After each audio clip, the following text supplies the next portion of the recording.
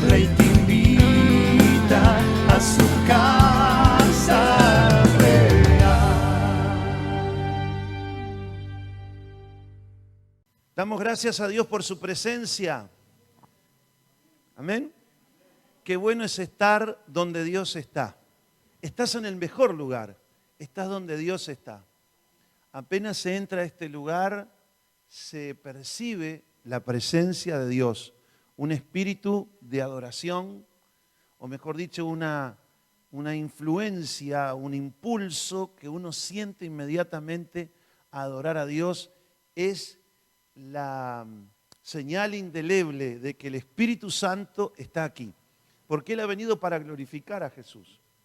Si hubiese alguien aquí hablando de sí mismo y proclamando sus propias ideas y bondades, probablemente no se experimentaría la presencia de Dios. Porque el Espíritu Santo dice, acá no me necesitan. Me necesitan donde hay un corazón que quiere adorar y alabar a Dios y enaltecerlo a Él. Y cuando uno entra, cuando el Espíritu Santo está obrando de esa manera, inmediatamente nuestro espíritu se conecta con Dios. Su presencia está aquí.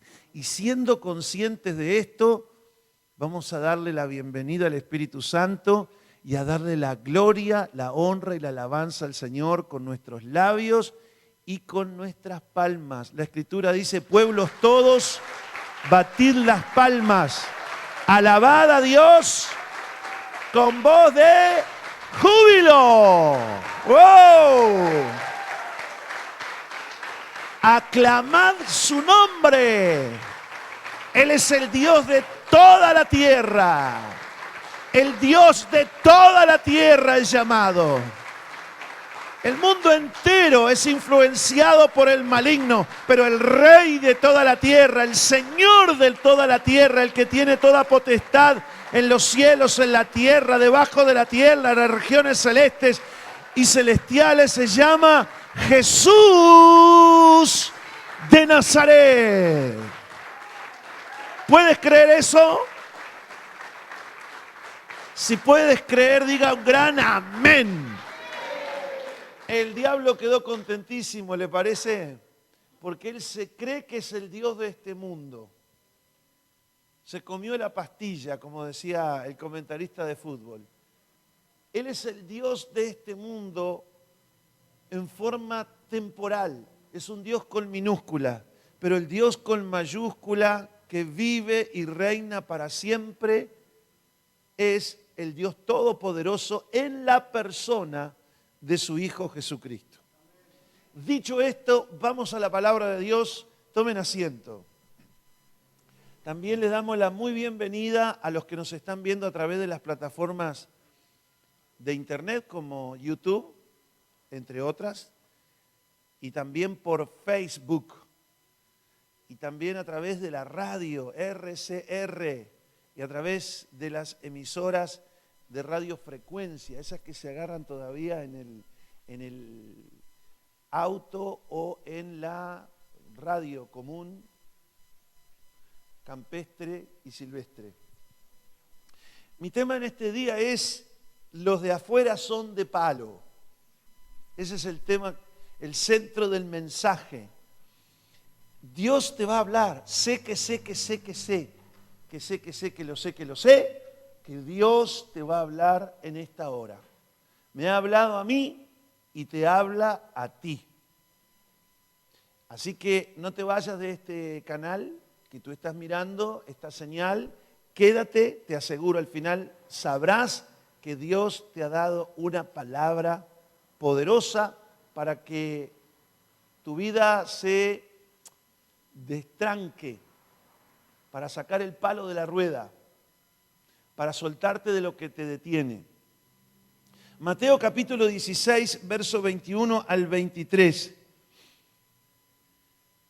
Después que el apóstol Pedro reconociese por la revelación del Espíritu Santo que Jesús es el Cristo, el Hijo del Dios viviente, a partir de entonces Jesús empezó a decir claramente a sus discípulos que era necesario era necesario ir a Jerusalén.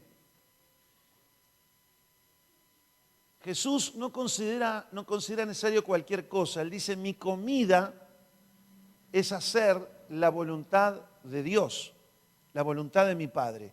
Y cuando Él dice, me es necesario, es porque el Padre quiere que vaya a Jerusalén, que sufra muchas cosas terribles a manos de los ancianos, y se refiere a los líderes de Israel, no a unos viejitos de cana y con la cabeza pelada, y que andan de bastón, sino los ancianos, los gobernantes, los principales sacerdotes y los maestros de la ley religiosa.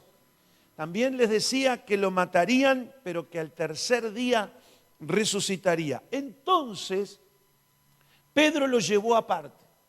Ahí me imagino que estaba hablando a Jesús, a sus discípulos, que había una hermosa audiencia como hay en esta hora, en este lugar, y probablemente Pedro lo interrumpió al Señor, lo llevó para un costado así.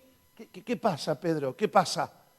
Estoy hablándole cosas importantes, tú siempre interrumpiéndome. Entonces Pedro le dijo al Señor, llevándolo aparte y reprendiéndolo, ¿cómo iba a decir cosas semejantes? Dios nos libre, Señor, dijo Pedro. Eso jamás te va a suceder a ti. Estoy leyendo en la Nueva Traducción Viviente. Jesús se dirigió a Pedro y le dijo, aléjate de mí, Satanás. Miren lo que dice el texto bíblico. Se dirigió a Pedro y le dijo, aléjate de mí, Satanás.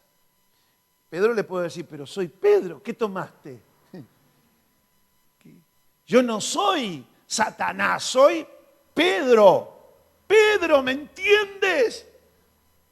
Me estás volviendo loco, Jesús. Pero él dijo, vete delante de mí, Satanás. Me representas una trampa peligrosa. La versión Reina Valera dice, me eres tropiezo, me resultas una trampa para mí. Porque ves las cosas solamente desde el punto de vista humano y no desde el punto de vista de Dios. Jesús tenía una orden directa del Dios Todopoderoso de ir a Jerusalén, padecer, que lo maten y que resucite. No. Empezó a ser tentado porque Pedro le reconvino en el sentido de que empezó a adorarle la píldora. No, yo te amo, no te puede pasar eso. Eso jamás te va a pasar. Ten cuidado de ti. Tienes que vivir, tienes que estar saludable. Es más, ven, déjate de hablar pavadas. Ven, tómate una cosita. Vamos a hacer un asado, descansa, tómate unos días de licencia, vamos a Cancún, después damos una pasadita por Hawái y paramos en Punta del Este, en Solanas. Porque tienes que cuidarte. Tú no puedes hacer lo que estás diciendo. Es más, si saben que te van a matar, pero cualquier tontuelo se daría de cuenta de que tu camino no es ese. Tienes que agarrar para al lugar donde no te van a matar.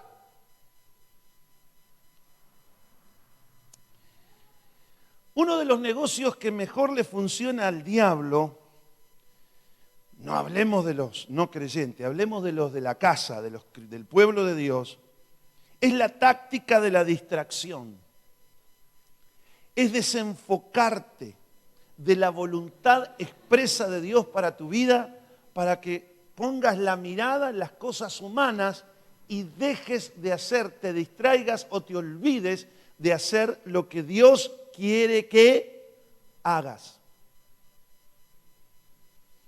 Y esto no es un tema que le pasó a Jesús en forma aislada. Lo vemos una y otra vez en toda la Biblia. Yo tomé tres ejemplos porque estamos en pandemia y porque tenemos 45 minutos para el mensaje. Y no puedo extenderme más. Pero no bien termine la pandemia, te voy a predicar 3 horas de esto. Pero sin ser exhaustivos, Te voy a mencionar 3 casos. Hay muchos más, pero 3. El gran profeta Samuel, el hombre escogido por Dios desde niño, fue comisionado a ir a la casa de Isaí para escoger entre sus hijos al futuro rey de Israel. Y empezaron a desfilar los hijos de Isaí. Era una especie de pasarela de Pierre Cardin, puede ser. Ahí pasaban una especie de físico-culturistas, de tipos robustos, algunos cara de guerreros. Y cada uno que veía a Samuel dice,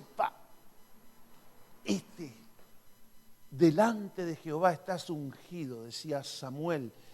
Pero cuando estaba preparando la redoma, el recipiente con el aceite, parece ser que el Espíritu Santo le tocó el hombro a Samuel y le dijo, no juzgues por las apariencias o por la estatura, porque yo los rechazo.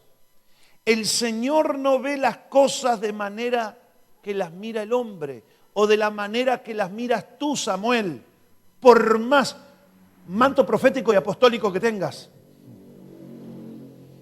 La gente juzga por las apariencias, pero el Señor mira el corazón. El punto de vista de Dios es diferente al nuestro. Samuel estaba a punto de cometer un error. ¿Por qué? Porque apelaba a sus puntos de vista personales y no a la revelación que Dios te da de lo que Él ve. Porque Dios te revela cosas que Él ve que tú no ves. Por eso es que muchas veces, aún como pastores, cuando buscamos ser entrenados por el Espíritu Santo para ver más allá,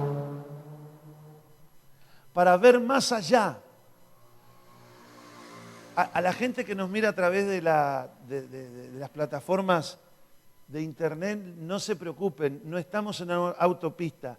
Es que el salón donde estamos es amplio, es, como decía mi vieja, amplio y escotado, con todas las puertas, los ventanales abiertos para que fluya abundante aire fresco. Entonces se escuchan los ruidos de la calle.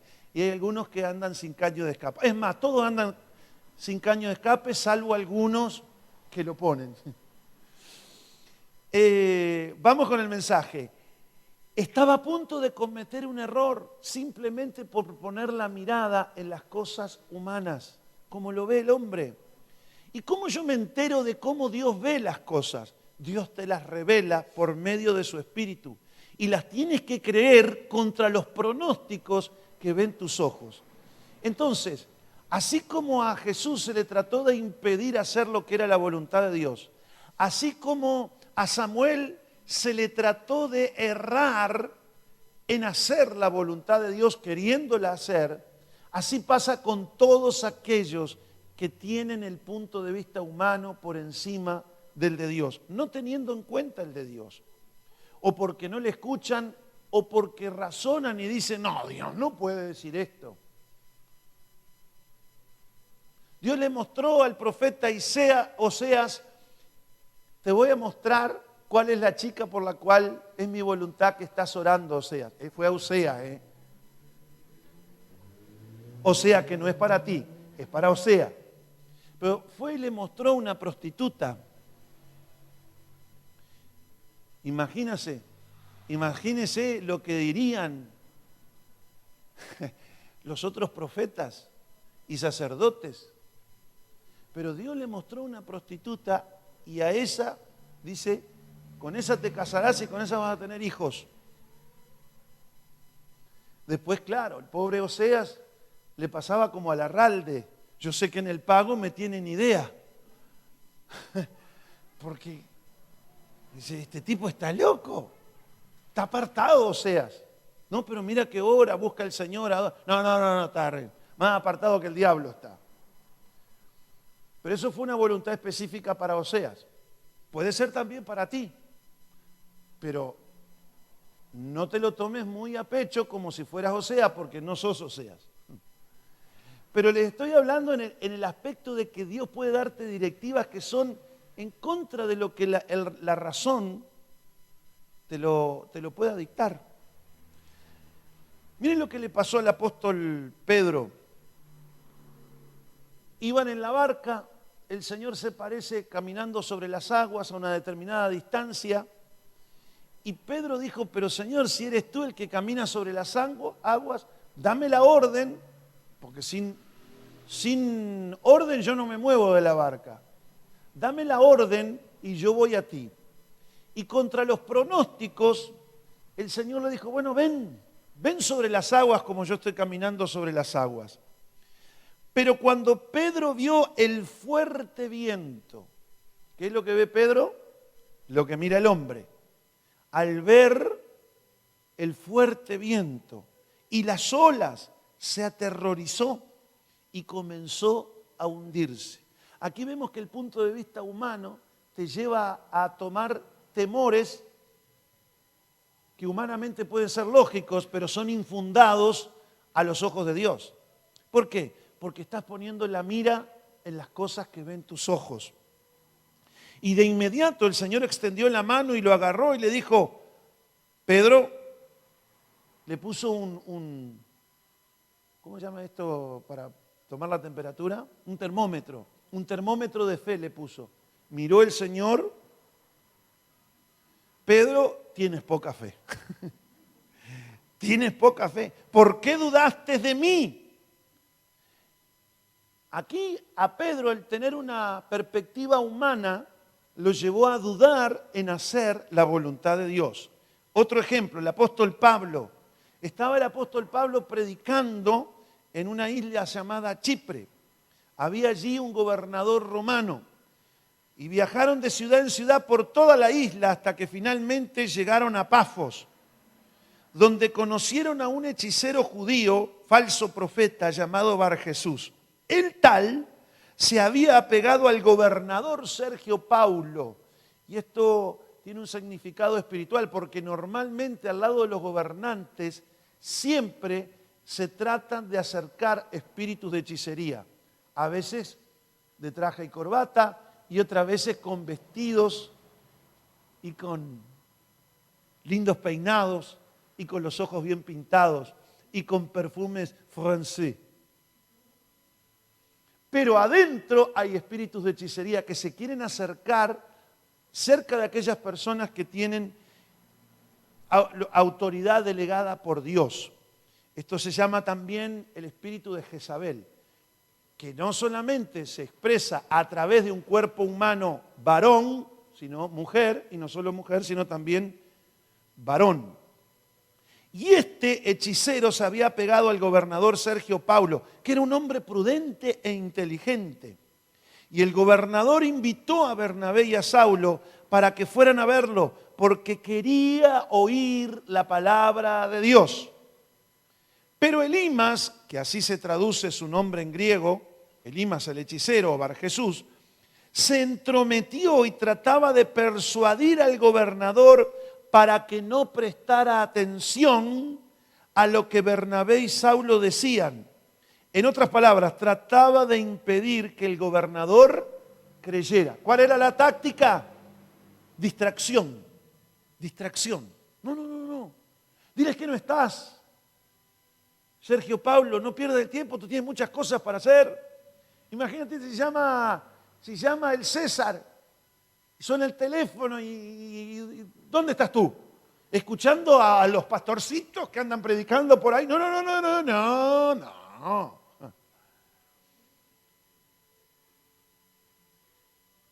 ¿A esos que salen en la televisión? Menos. Así estaba el hechicero. Y la táctica que Satanás usaba a través de ese brujo es: no prestes atención, no creas a la palabra. Aún ahora, mientras yo les hablo y hablo a las personas que están detrás de cámaras, mientras yo hablo la palabra, alguna cosa les trata de pasar para que la mente se les vaya. No vayas a creer porque te está hablando de parte de Dios. Y estos son algunos de los ejemplos que la Biblia nos da. Además, las Escrituras nos advierte, pongan los ojos espirituales, los ojos de la fe, los ojos del entendimiento. Pongan la mirada, centren su atención en Jesús, que es el autor y consumador de nuestra fe. Es el que envió la palabra para producirte fe, para que creas y para que recibas todo lo que Dios quiere que recibas y para que hagas todo lo que Dios quiere que hagas. A las jovencitas tratará de quitarles la atención de una vida centrada en la palabra de Dios para que las pongan en un hombre, en otro joven. Tenemos en nuestro país a una hija de pastores que puso los ojos en un hombre que la llevó a la hechicería, a la brujería. La sacó del púlpito de la iglesia y se la llevó. Ella misma ha dicho hace algunos días en la televisión que es la jefa de la Umbanda en Uruguay y que nació en una iglesia evangélica. Quitó los ojos del Señor Jesús. No prestó oído a los consejos de sus padres y fue arrastrada a un lugar que solo Dios, si ella clama, y quiera Dios que me esté escuchando, porque Dios ya ha provisto perdón para ese pecado y tiene oportunidades futuras para ella, si hoy puede clamar al nombre del Señor Jesucristo y ser libre de las garras del infierno en que está. ¿Qué te entretiene? ¿Qué te divierte? ¿Qué te aparta la atención de que seas sinceramente fiel a Cristo y a su palabra? ¿Qué te está atemorizando para que no hagas lo que tú ya sabes que tienes que hacer? El verdadero dilema de todo creyente es: ¿Dios quiere esto para mi vida? ¿Dios quiere que haga aquello? ¿Dios ha escogido este propósito para mi vida? ¿Es el fin de mis días hacer lo que entiendo que es la voluntad de Dios? Eso es lo que te tiene que quemar. ¿Qué te está distrayendo? Quizás en este momento tú estás pensando: no, es que yo ya estoy con años, demasiados años, que estoy chueco, que estoy enfermo, que mi familia no me acompaña, mis hijos están apartados, mi marido, mi mujer me vive insultando porque yo quiero servir a Dios o estoy sirviendo a Dios. Es un palo en la rueda. De nada te dejes intimidar, de nada te dejes atemorizar, de nada te distraigas. Ve y haz aquello que Dios ha marcado en tu vida, porque no solamente serás feliz y bienaventurado en obedecerle, sino que tendrás frutos que consolarán tu alma y en el día postrero una corona de gloria que Dios ha reservado para los que le aman y le obedecen.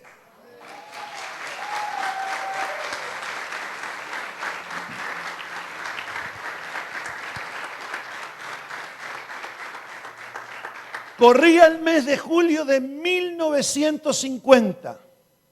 El 16 de julio de 1950. El 16 de julio de 1950. El estadio tenía el registro más alto de espectadores de un partido de fútbol hasta el momento.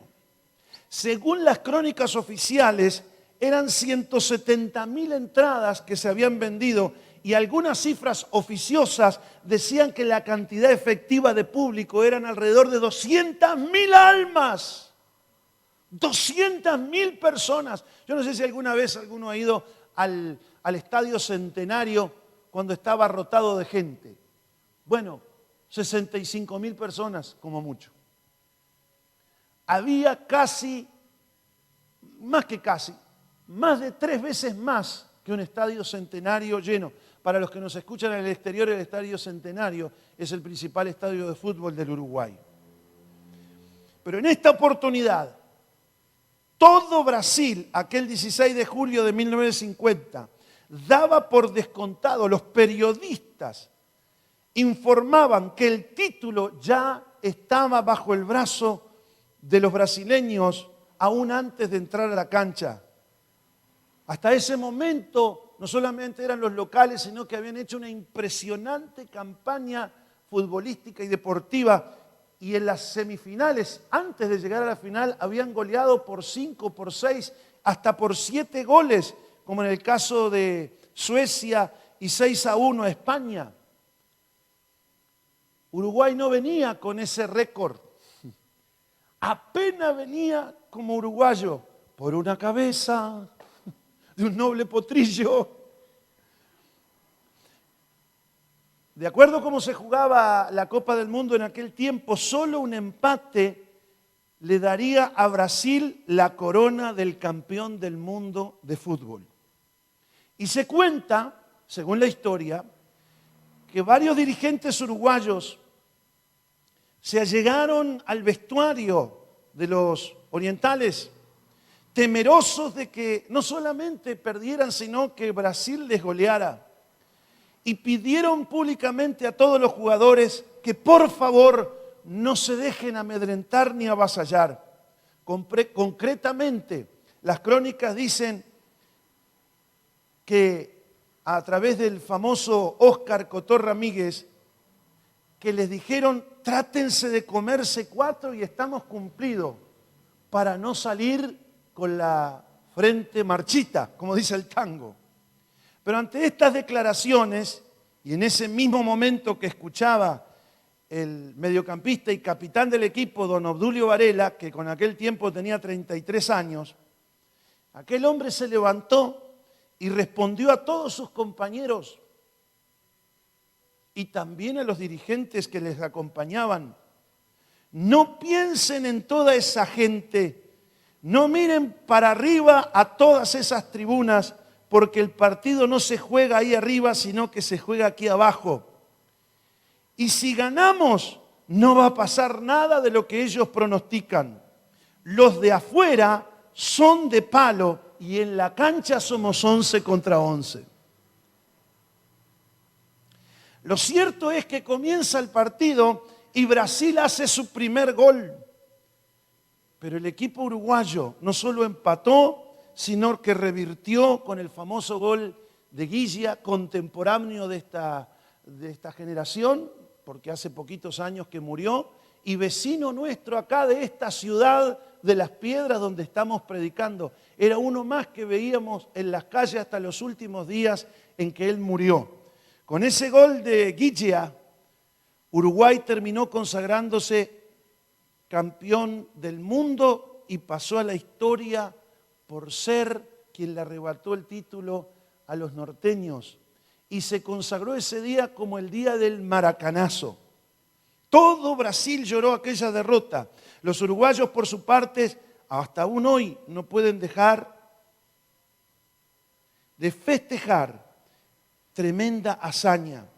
Pero de toda esta hazaña, junto con ella, quedaron grabadas las palabras de aquel capitán, de aquel hombre que no era como los jugadores de fútbol que tenían un jet privado, sino la convicción de aquel hombre que lideraba y capitaneaba a los orientales, quien levantó el ánimo de sus compañeros, los instó a ganar el partido, no poniendo la atención en las dificultades y contra todos los pronósticos y la lógica de la razón. Poco a poco, aquella frase, los de afuera son de palo, terminó siendo el distintivo de aquella selección. Y esto no solamente quedó acá en Montevideo, sino que pasó a Argentina y ya forma parte del léxico argentino. Y yo tengo una palabra de Dios porque hoy me acordaba de esta historia que fui a estudiarla tal cual lo dicen los cronistas de aquella época. Es como que el Señor me decía, si Él por un título humano tenía esa convicción de que tenían un mandato de hacer en una hazaña deportiva. Tenía esa convicción que levantó el ánimo a todos sus compañeros y aún a los alicaídos dirigentes que les acompañaban. ¿Cómo el pueblo de Dios se distrae en tanta tribuna, en los silbidos, en los comentarios, en los periodistas de esta época, en los profetas del mal? Que mi pueblo se levante, que mi pueblo me obedezca, que mi pueblo haga lo que yo le mando que hacer, porque yo voy a estar con ellos. Y los de afuera son de palo. Haga la voluntad de Dios y encomiende los resultados a Él. Eso es lo que Dios nos dice hoy.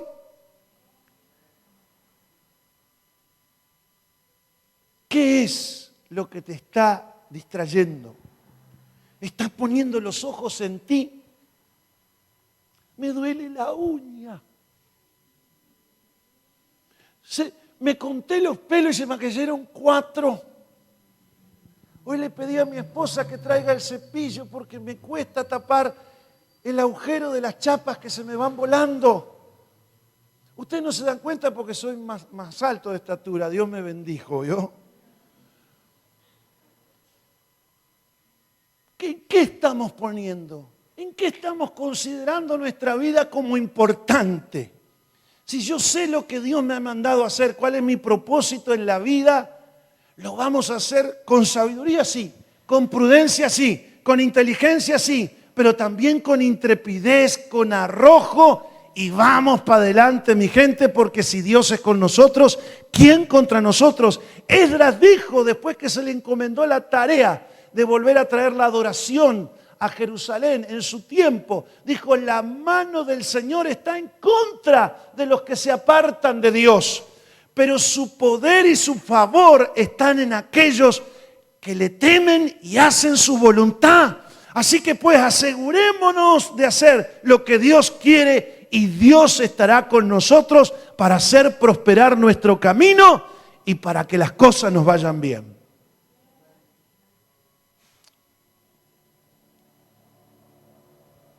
Que si te acompañan, que si no te acompañan. Algunos pastores se me desaniman porque invierten mucho en personas que están al lado de ellos y después, en lugar de darle la mano y despedirse, algunos, los más respetuosos, te dan la mano y gracias por todo. Pero otros, en lugar de darte la mano, te dan un boleo. Y otras veces hay ataques, críticas destructivas, a veces con razón y otras veces sin razón. A veces tenemos las luchas con nuestros propios yerros, que nada de eso te desaliente. Todo eso está en la tribuna, todo eso es de palo. Dios no se está fijando en la cantidad de obstáculos que tienes en la tribuna. Juega el partido con el Señor. En la cancha sos tú y el Señor, y tú y el Señor y el Señor y tú. Y tú con Él y Él contigo. Y con Él todas las cosas van a ser posibles. Del otro lado ya sabemos quién juega. El enemigo tiene lo suyo también. No lo vamos a negar. No estamos jugando al robamontón acá. Estamos en una guerra espiritual. Pero sepan ustedes que en esta guerra ya conocemos el final. El final es Jesucristo, Rey de los cielos, Señor de señores.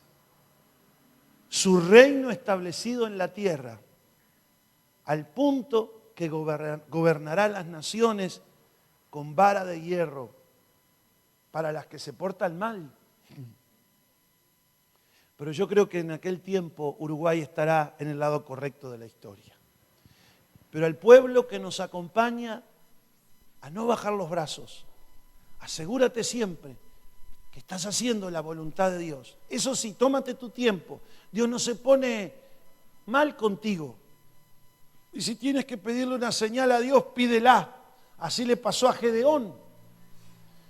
Cuando Dios lo llamó a hacer su voluntad y a hacer una gran conquista en favor de Israel, Gedeón puso el vellón afuera y el vellón adentro y no se convencía y salió y escuchó a uno que decía que tuvo un sueño y que Gedeón parece que era panadero y que el pan de Gedeón golpeaba a los enemigos y yo qué sé qué cuánto. Lo cierto es que en un momento se persuadió que era la voluntad de Dios y que era Dios que lo llamaba. Hablaba con el ángel del Señor y dice, mira, si sos de Dios, dame una señal. Amados, no te preocupes si tienes que tomarte unos días, ayuno, buscar consejo y en oración siempre dejarte persuadir en qué es lo que Dios quiere para tu vida. Siempre dile al Señor, heme aquí, envíame a mí. Y cuando me vayas a enviar, Señor, déjamela bien clara que yo no le erre. Pero persuadido de eso, dígale al diablo, agárrate Catalina, que vamos a cabalgar. Catalina era la yegua. Diablo, prepárate, porque aquí voy yo, en el poder del Espíritu Santo. El Señor le dijo a Zorobabel, el gobernador de Jerusalén, en un determinado momento en que él se desalentó. Zorobabel, tú no necesitas armas humanas, no necesitas un gran ejército. Zorobabel no es con ejército ni con fuerzas humanas que se hace mi voluntad, sino con mí. Dígalo como que tomó café con leche esta mañana y está con fuerza hoy.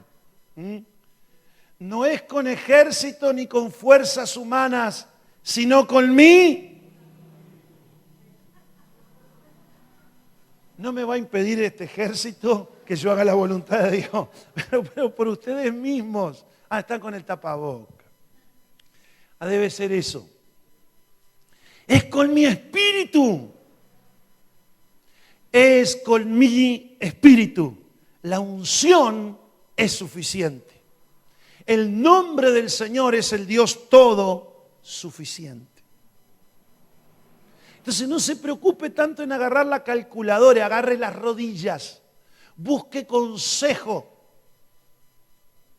y haga aquello por el cual Dios lo puso en esta tierra.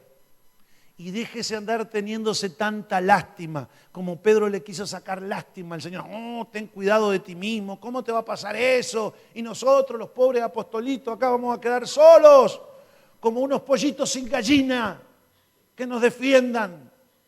Nada de eso. A ver si nos transformamos de rebaño de ovejas y corderos en un ejército. Un ejército que tiene bien claro que el hacer la voluntad de Dios es su prioridad. Dios está necesitando en su reino gente que le obedezca. Que viva para obedecerle, no que viva del reino de Dios.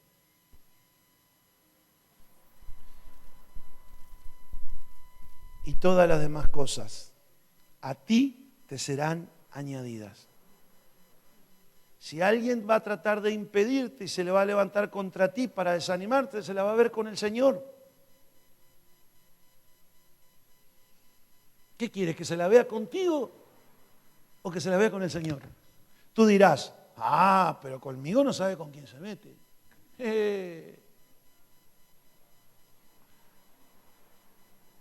Sí, pero ¿y con el Señor? Vamos a orar. Dios está acá. Dios está en medio.